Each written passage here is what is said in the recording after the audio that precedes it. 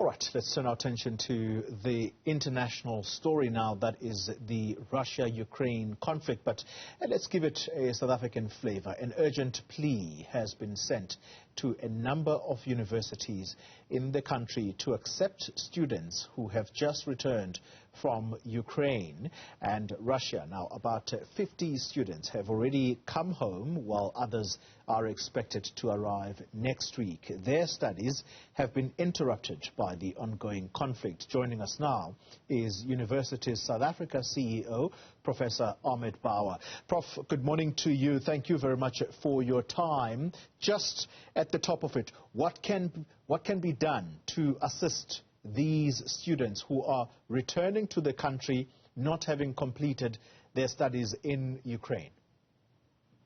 Good morning, Colin, and thank you for having me on the program. Yeah, I think that this is a really significant challenge for us. First of all, I mean, we're still sort of gathering information and data which we don't have yet. What we hear, there are some students have returned, some students are still in Eastern Europe who are likely to make their way home and so on. And more importantly, we really don't know yet exactly what programs of study they were involved in and so on. So clearly the universities will try to do whatever can be done.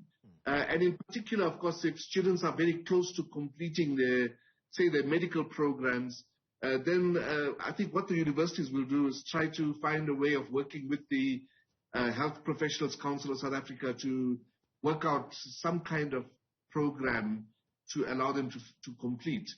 That kind of work will really have to be carried out by the deans of the medical schools, and those conversations are taking place now. Perhaps when we have a much better idea of exactly how many students are involved, what they were studying, what year of study they were in, and so on, we'll be able to give a much better handle.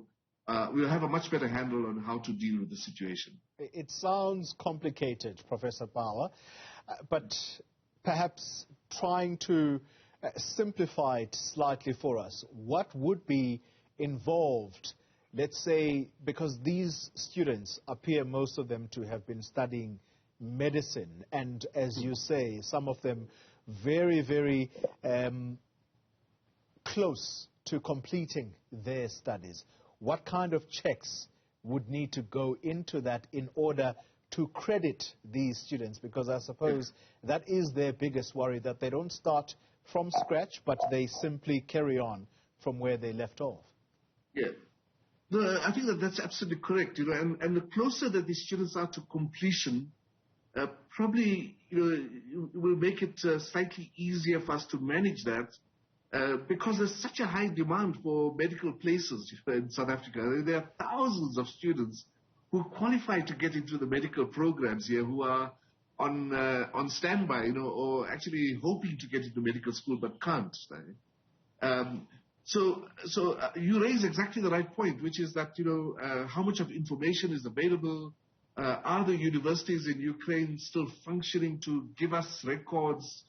And so on. So it's a very complicated matter, and I'm afraid we're nowhere near ready at the moment to be able to kind of give definitive indications of how this will work. Yeah, Prof, I understand your pain, because the very question you just touched on as to whether or not universities in Ukraine are still functional, that is up in the air, frankly.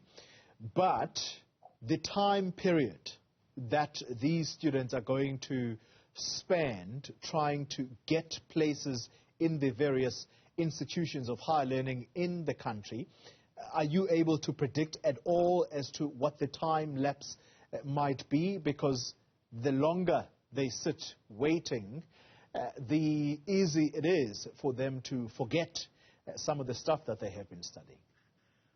Yeah, no. I think that if these students have been involved in studying, continuously, I think a gap of 2 or 3 months won't make that much of a difference, And clearly there'll be sensitivity on the part of our universities to try and speed up the process and so on. As soon as we have some idea of what is possible, and what is required and what is possible. So I'm not too concerned about that at the moment. What I'm very concerned about is just trying to ensure that we have a good database of the number of students, what they are studying, what level they are at, and then to try and ensure that there's sufficient information for the universities to make decisions about how to manage the situation with these students. Just as we conclude our conversation, Professor, have we seen something like this before? Not necessarily students fleeing a war situation, but a student coming from, say, a university from another country coming to South Africa to try and complete that. That's something that perhaps has been done before, isn't it? Yeah.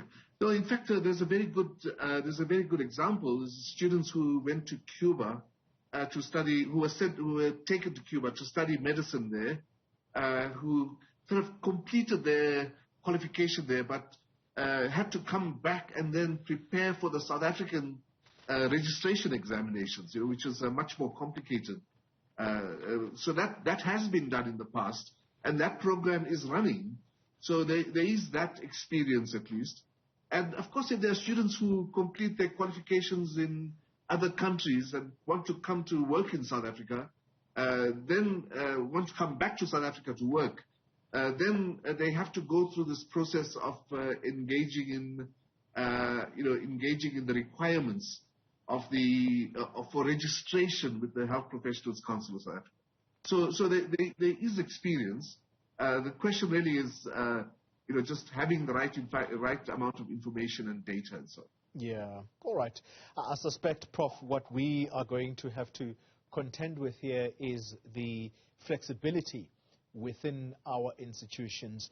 How flexible are they going to be in order for them to accept these students and take their word if you can't even verify, say, for example, because a university in Ukraine is no longer functional. It's going to be a complicated space, but thank you very much for the time being, Professor Ahmed Bawa. He's with Universities South Africa, the CEO there.